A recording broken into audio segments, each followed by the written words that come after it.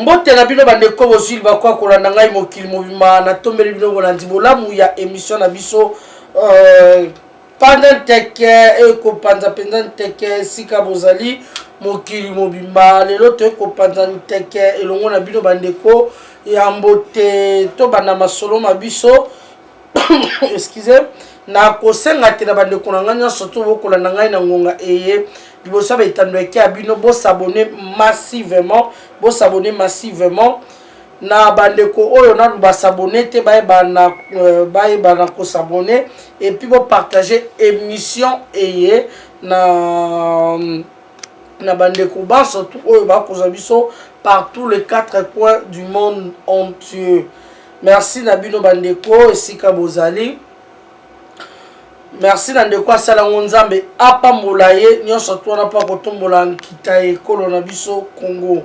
Sans plus tarder émission et na tombeli yango na ba Kongomani banso lokola Ousmane Mbenza balobi mukongo solo na kati ya Matadi Ousmane Mbenza. Merci à vous. Pourquoi pas balobi Bishop Nemi Kayembe siko zali Bishop Nemi Kayembe, merci à vous. Papa Mohamed Kalengai na Lubumbashi, Papa Mohamed Kalengai, pourquoi pas Suleiman Kachama. Merci na basala nzambe o bakambaka biso toujours de près ou de loin. Papa Nabiso Tokobo Sanate, Pasteur Jacques Foulakanda, Papa Pasteur Jacques Foulakanda, motema ya mama Tete Foulakanda. Motema mama Tete Foulakanda na Lyon na France et sika bazali. Merci na bandeko ban surtout oyo balana biso de près et de loin lokola le grand Tshisekediste André Mutebasenga, motema mama Rita, pourquoi pas mon vieux Varzino Muteba, papa Varzino Muteba, motema ya mama Marie Cécile Yongo le grand Kundapam, Marie-Claire Chango, Diamant Rose, boza ebele openza bozuli bako na lokola Pasteur Fire Nol Winner, Pasteur Fire Nol Winner et siko zali mon vieux Sugar Freeman, merci nayo mon vieux Dickens Kazadi na États-Unis. Lelo botoko koba na masoro na biso bandeko, titre émission na biso La Révolution. Titre émission na biso La Révolution. Pourquoi on parle de la Révolution? Bandeko, lorsqu'on parle de la révolution ezali moko ya bato okena na lingala beaucoup plus moko ba moboko o etongaka mboka na bana ya mboka bango moko. Il y a une différence entre l'évolution et la révolution. Révolution, bref, ezali moko ya moboko ekotongaka mboka na nzela ya bana ya mboka, na nzela ya bakongomani ndeto ya liboye ekosenga prise de conscience ya Congolais nyonso esika azali. Prise de conscience ya Congolais nyonso tout esika azali. Ezala ozana na Belgique, France, ozana kati ya Congo, ozali na Canada, na États-Unis, na Finlande, na Irlande, na Corée, boza par-ci par-là, même en Irak, ici, en Équateur, na fin fond Équateur, na partout. Bas Congo, bozana Bas Congo, bozana Mujimai, bozana na Nord Kivu, Sud Kivu, bozana Bandu, partout sans courroux. Et Seignelité, Congolais surtout akamata conscience naye, atia ngo penza na moto atobengi na bongo, pour akosa la révolution, pour Seigneli komatisa, tope kotombola mboka na biso Congo. Ndeko na ngai, lelo boye, toko lula France. Nous parlons beaucoup plus de la France, nous parlons des États-Unis, nous parlons de tout ce pays-là, etc. Mais en réalité, même l'Afrique du Sud, nous, pour que le loba pays wana et comme il y a eu une révolution. Nous envions tous ces pays parce qu'il y a eu une révolution quelque part. Cette révolution-là aujourd'hui, je vous en parle, mes frères et sœurs. Ezali kaka ya bitumbate, ezali apport ya moko na moko songolo pakala. Apesa oyo tobengi eloko ya motuya na ye pona mboka. eloko ya motu ezali nini apport peut-être na sécurité na construction na nourriture na éducation na nyonso na forme nyonso esengeli moto na moto aya na yango po akotemisa moboko ya mboka kotombola mboka na biso Congo. Tolelaki epai Nzambe Seigneur des années à baande, combien de fois souffrance, combien d'années à souffrance. Jeunesse na biso n'en parlons pas, donc partout n'en parlons pas, sur tout le plan. Ezaki Akokufa, pourquoi? Parce que on avait un président à la tête de ce pays, de notre pays, qui n'était pas de notre, mais qui était un étranger, du père tanzanien, du mère rwandaise. Na kombo ya Joseph Kabila Kabange Tobi na kombo ya alias Hippolyte Kanambe Kazemberebe. Mais nous avons prié, crié, Nzambe ayoki mawa. Dieu nous a exaucés. Dieu nous a exaucés. Il a exaucé notre prière. Dieu a exaucé notre prière en nous envoyant un fils d'une de ce pays, 100% de ce pays du père et des mères, même des cocos congolais, pour que a délivré biso na enfer oyo tozaki na yango bande konangai.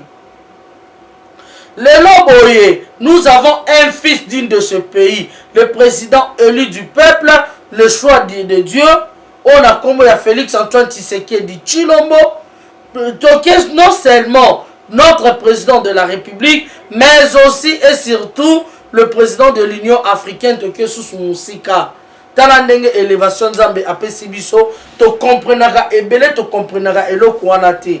Donc c'est une grâce na niveau ya Congo, na niveau ya Afrique Congo et Nzambe abi na kotombola to pe komatisa yango.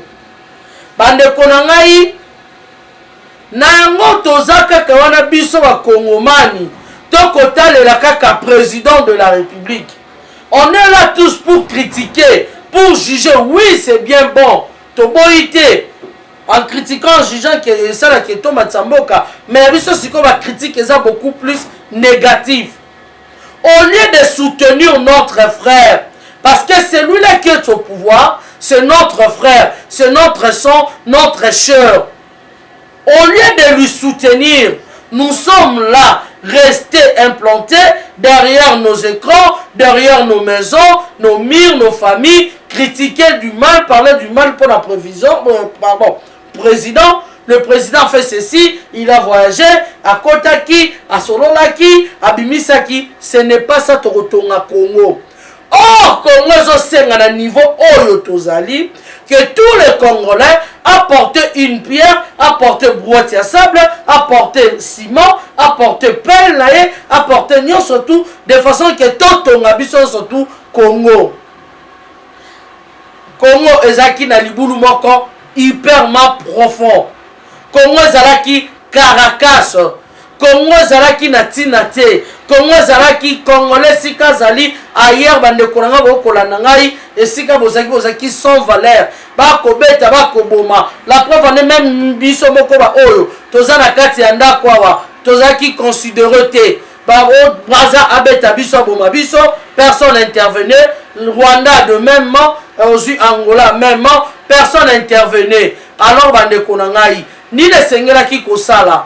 Zambe na bolingo na ye atini mwana mboka o azali d'une ma congolais et ko sengela te aya ko bimisa Caracas ya oyo tobi épave ya mboka na biso na niveau ekomaki ko bimisa yango na libulu de façon que apesa yango forme. Tango mwana mboka ya so benda esengeli l'union fait la force.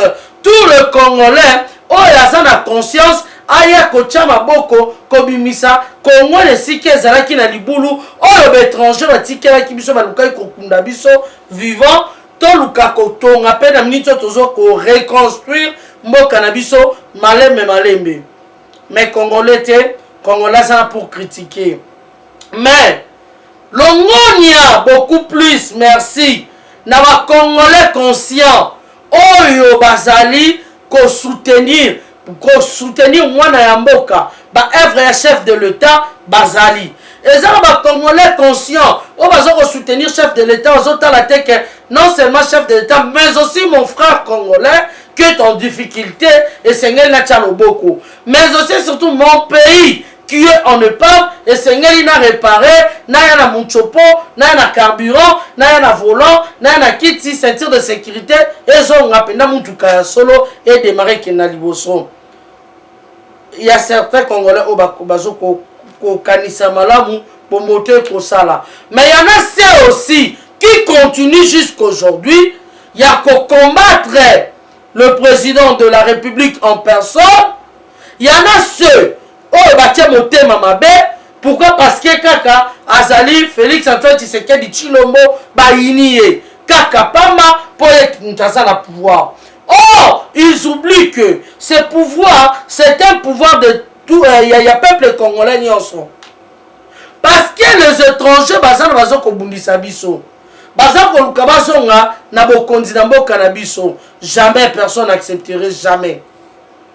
Motomo ta ko lingate n'acceptera que un étranger a son assouson na moto en mboka na biso. Mais il y a des Congolais inconscients qui continuent jusqu'aujourd'hui. Il y a qu'à soutenir les étrangers pour que baya bazonga na ebonga bango va continuer koyiba. Comment ce sont des Congolais inconscients. Soko tali bango miyibi kaka bango ba changer comme il y a le coma détournement kaka bango makambu mabe ba corrupteur ba corrompaka bango parce donc ce sont ces Congolais là oyo ti lelo aza kotala libumu na ye akobosana ke aza na patrie aza na nation.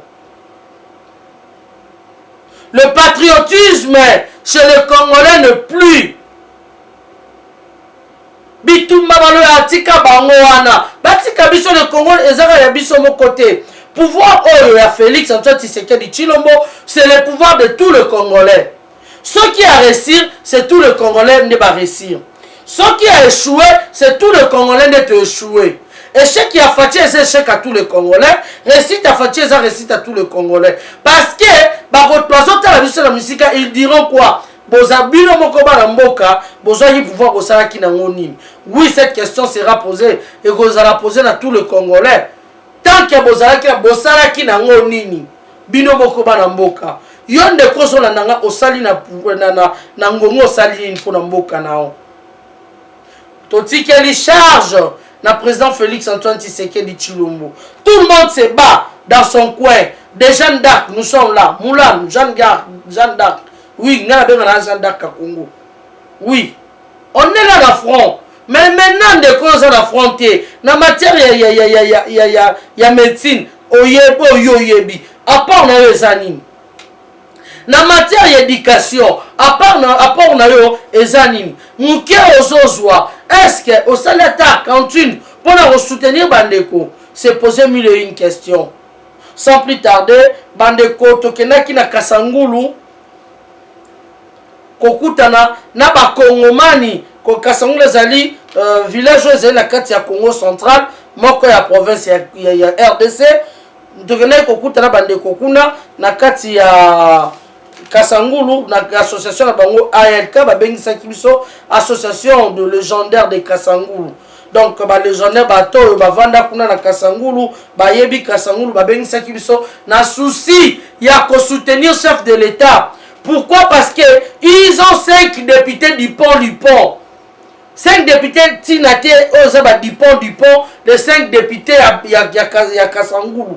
Oh, baza aventurier tout fait. En commençant par le président de l'Assemblée nationale, Yanani Yaba Congo, Jean-Claude Vouema, un aventurier qui ne fait rien pour Namboka Nae. Mais il habite là.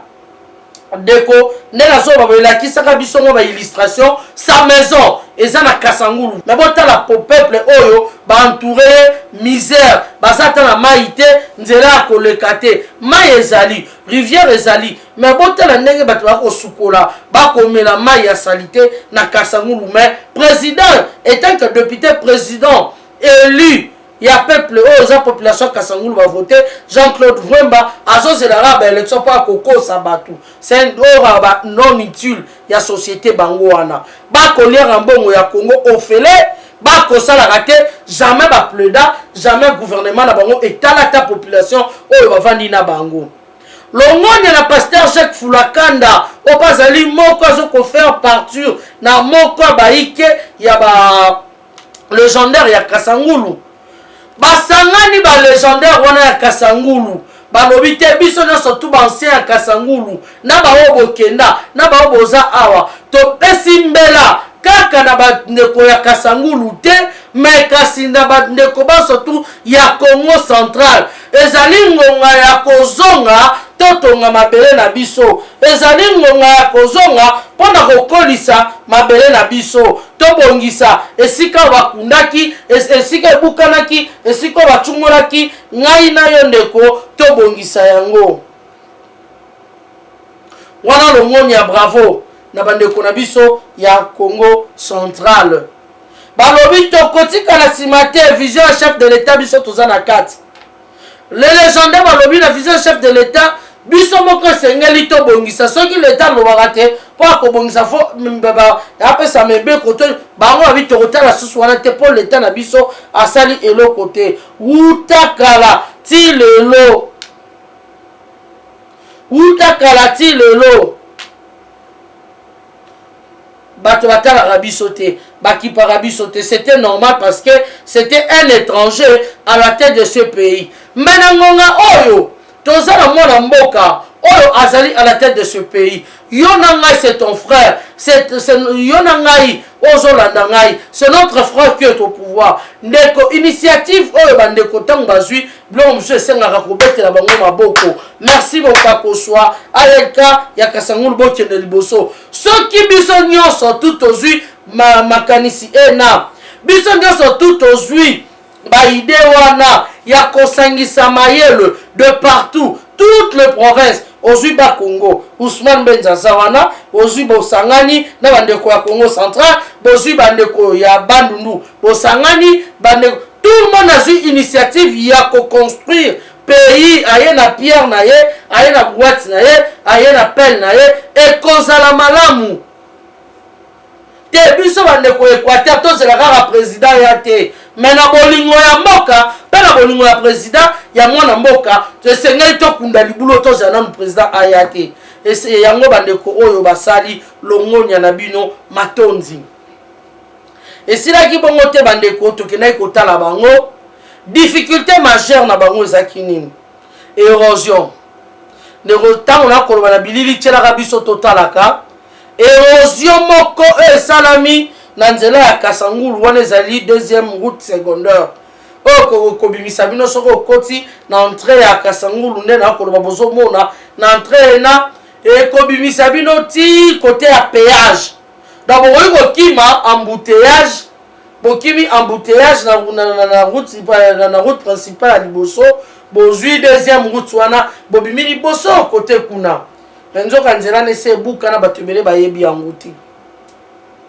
ebuka na bandeko ebele bayebi yango te bazela bakoma mikanda badepute baya baleka lokuta bakosa bango tokosala basala te Jean-Claude Vremba aleki député na kosala aya kosa wana mwa mabanga moko banda bwaka mabanga na ti lelo akenda sans suite à part ça baza susu na Jean-Claude Vremba baza susu na député mususu komo na Jean Didier Massamba bia achaka ba terrasse na ye wana donc baza na Beli Mampa bacha ba terrasse na bango wana bayaka na poko bafandi ba staffé ba meli ba bimba yoka population ndenge zo kolobela na micro na mawana pasi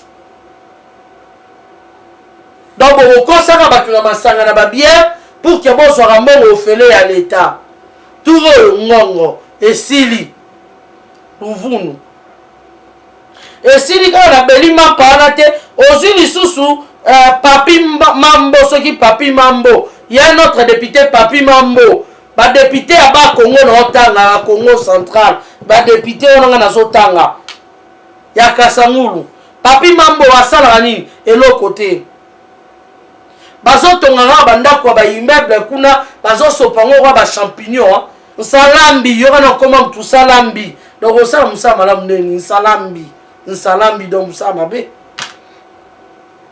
Donc le député akuna baza 5 baza Jean-Claude Vremba bazali Papi Mambo Salambi Jean Didier Massamba Beli Mampa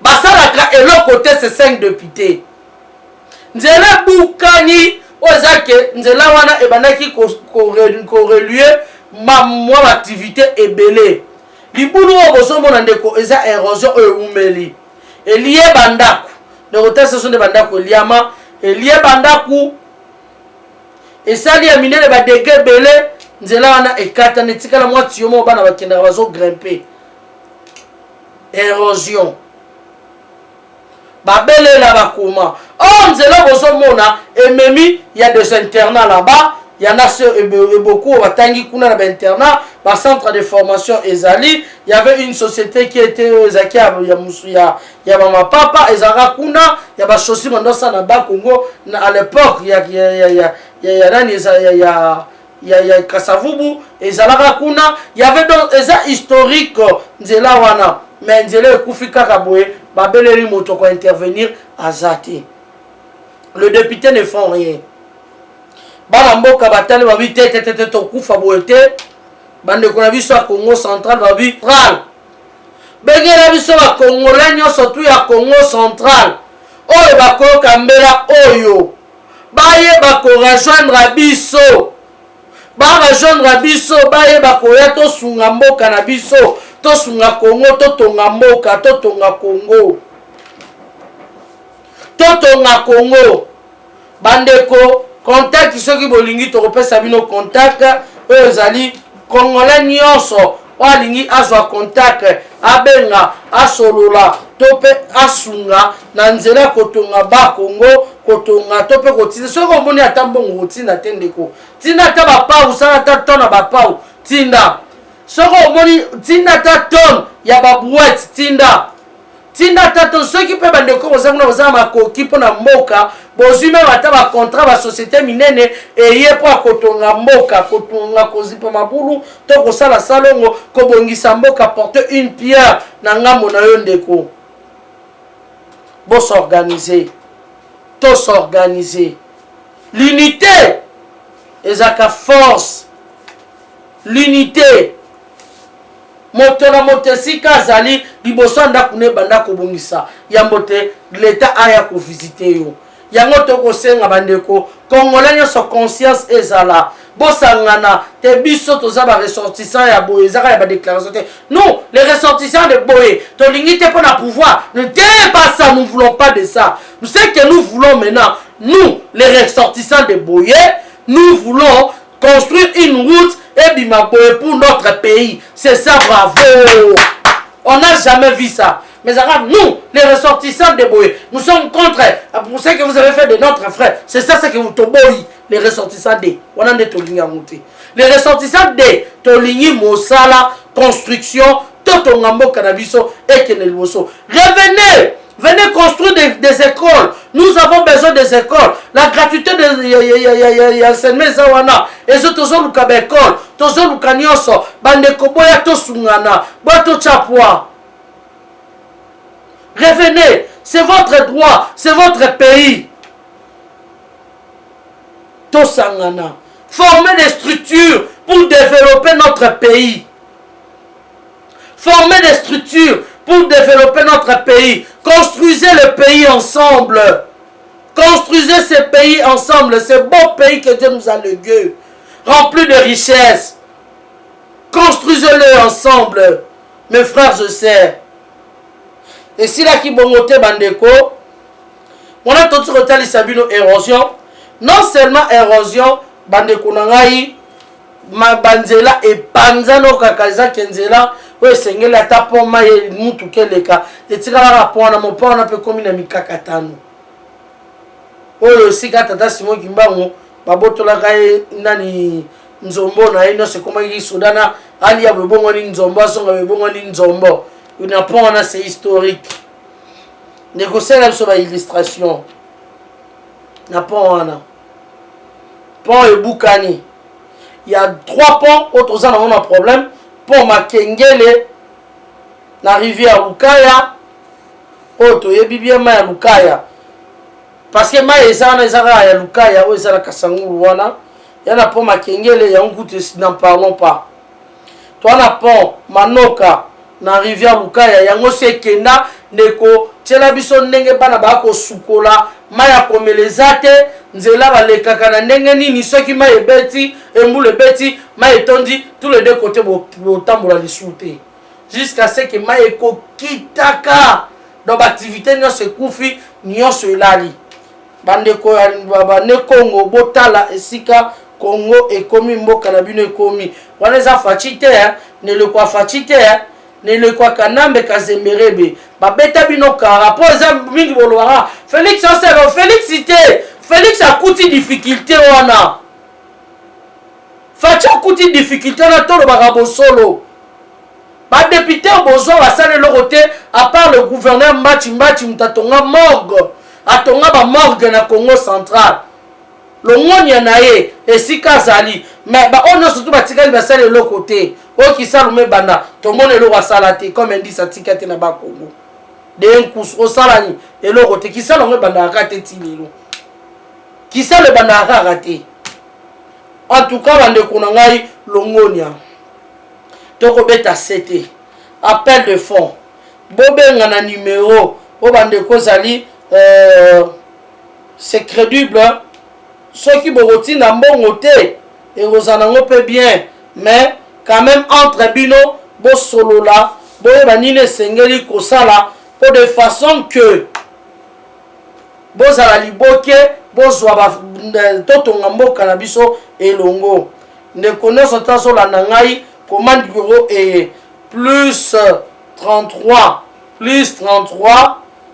ndeko ozolanda ngai bien plus 33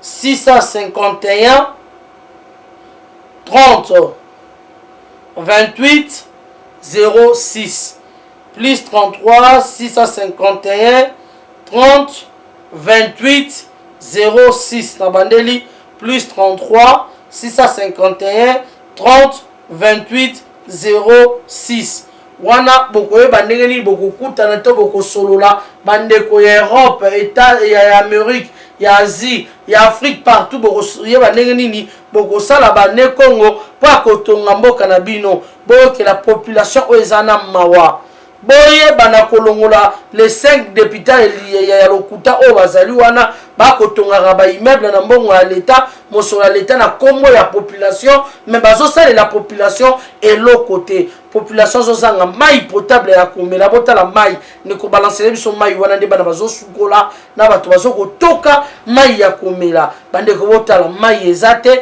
ni ya kosukola ni ya komela mais botala bandako oyo bango moko bazokoconstruire c'est difficile pe mawa na bakongomani conscience esala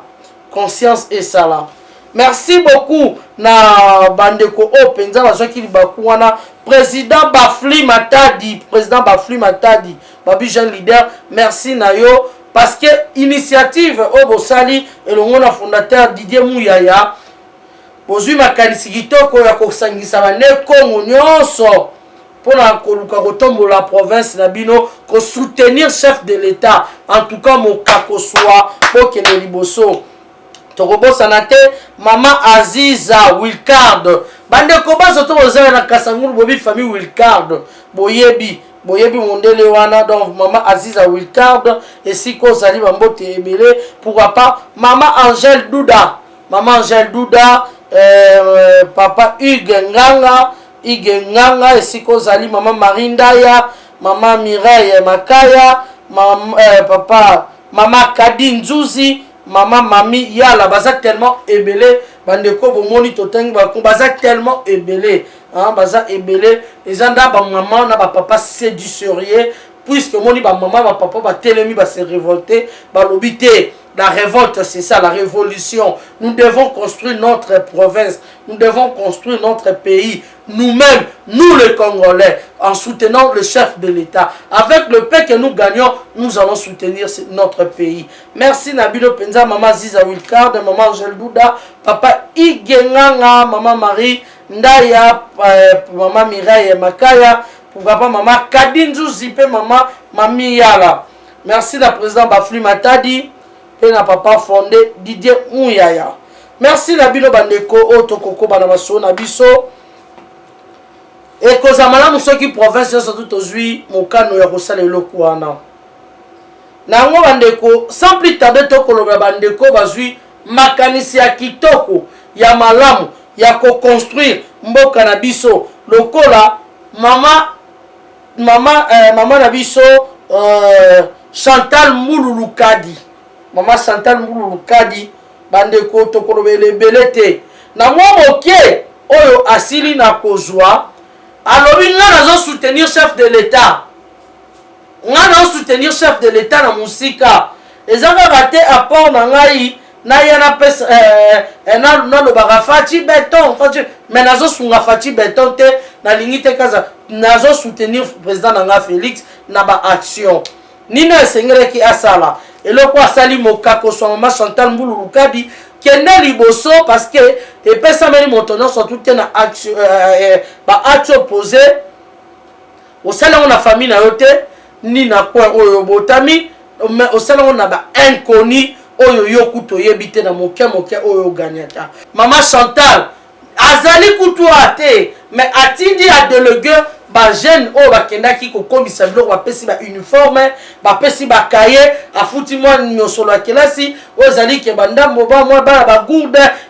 a favoriser mwana nyoso to ezali ke papier ba PH oyo basengaki bo e bana bakende kelasi bandeko nzambe apambola yo mama Mbululu Kadi na musala oyo sali parce que ozali ko contribuer. C'est ça l'amour du patrie, c'est ça l'amour ya rotonga mboka. Boze bele ko papa Mohamed Kalenga ina Lubumbashi. Papa Mohamed Kalenga yozolandanga, vous savez de quoi je parle. Merci Pasteur Faya Non Winner et Sika Bozali. Papa Mike Mutombo. Bozali boko sunga papa Nabiso Chibangu. Papa Jean-Louis Chibangu et Siko Zali la France. Oyebi de quoi je parle. C'est ça l'amour du peuple. C'est ça l'amour d'un pays. Maman Jeannette Bakissa. Oyebi. Papa Omer de la miséricorde. Boza ebele. Oyebi de quoi je parle. Nzambe apambola bino. Nyon surtout bateau boko sunga. Mon seul chef de l'État. Boko sunga Congo. De près et de loin. Bateau boko sunga Congo. Na misala na ba œuvre na bino mo moke boko zwa. Yango boko tia en jeu. Pour que mboka na biso to bunda bitumba ya boye ekende liboso. Merci beaucoup Sili Wanate. Bande ko toti ko na toti ko na mama na biso Mbululu Kadi. Eza susu na ndeko moko mama na biso yango ba bino pena bande ko soki boko postulat na députation. Boya parce que moteur malamu ba geste bozo sala ezali ebele. Boti que la raté ba Abedachou à son netiboé. C'est honteux les Congolais vous êtes là. Mais Abedachou abibisi mbongo po bacha mai na Kimbanteke. Mais il y a les ressortissants de Kimbanteke, ils sont là. Mais Abedachou apesi mai de l'eau potable na Kimbanteke.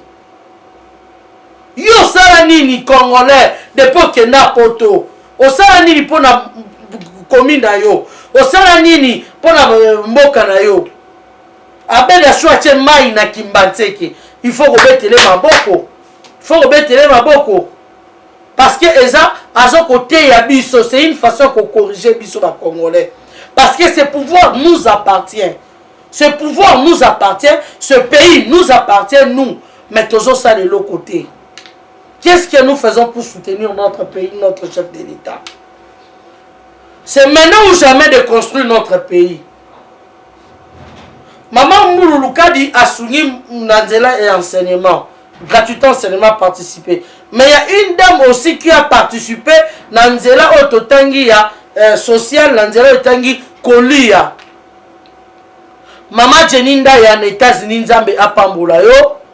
Cette dame Maman Jeninda ya na fondation na ba yaki ba kiti ba luki ba faire place ba to ba ko souffrir de veuve o bazali négligé. Mota ko sungate Maman Jeninda ya a rassemblé qui ba veuve wana. Si je ne me trompe pas, plus ou moins 2 ou 3 fois à ça qui nani a bengisaki bango à remettre bango 2 enveloppes na maboko pour malukate loko ya kosomba apesi bango ba pièce maputa ya bien nzulukable te nzulukable te apesi bango maputa ya bien apesi bango biloko ya kolia ba mama bokende kolia mwa mbongo soko oteka te loko liboso porte teka apprends à pêcher qui a opé sa rangambisi. C'est ça que maman Jeninda a fait. Bravo maman Jeninda. kende liboso mokakoswa nzambe apambola yo penza mama Jenny tokoloba boyete mais tokena bilili ndeko otalisa biso image oyo na nsima tokoyeba na kozongela bandeko bazolanda biso.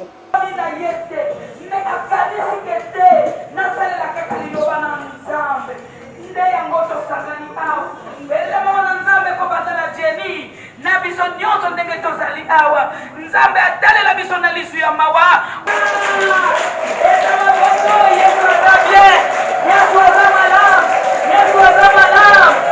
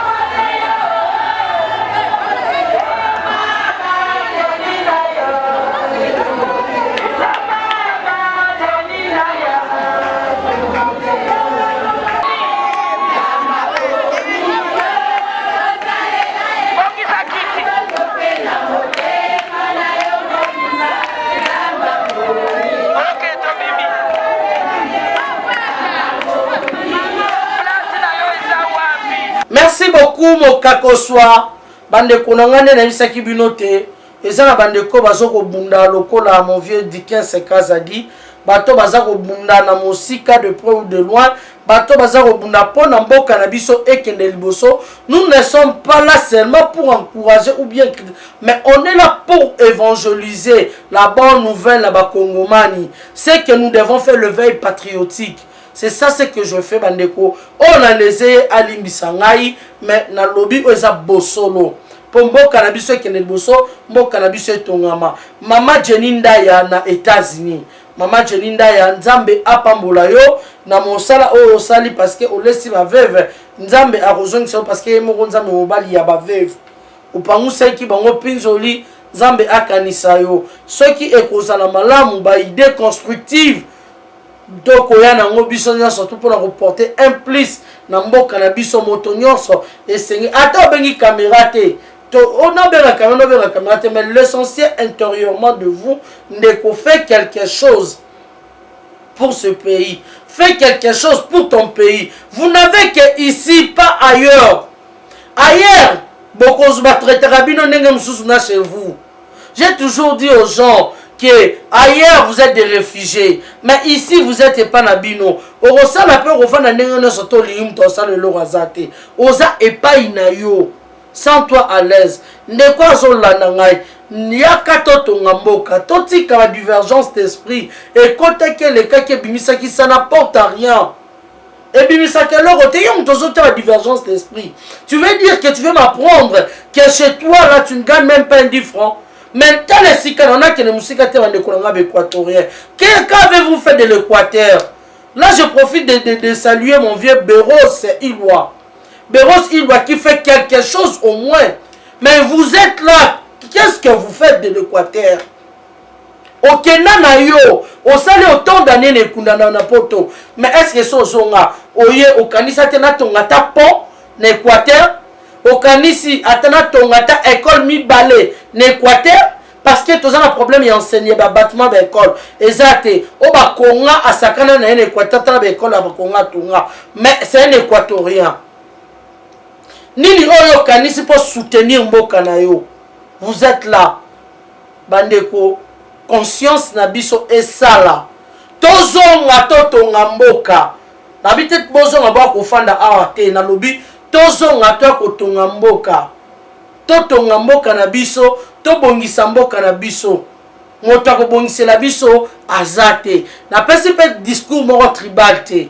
Tu peux aller net équatorien, tu peux aller aussi construire dans Banzangungu. Tu peux aller aussi construire dans Bandundu.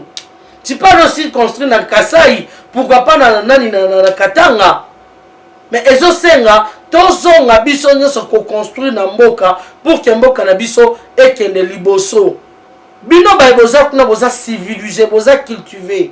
Revenez, boya bo inculquer biso au moins votre savoir-faire, votre intelligence, votre sagesse au bo acquérir de l'autre côté. Boya bo tali sote ba sala même dans nzela ya mon changement de mentalité.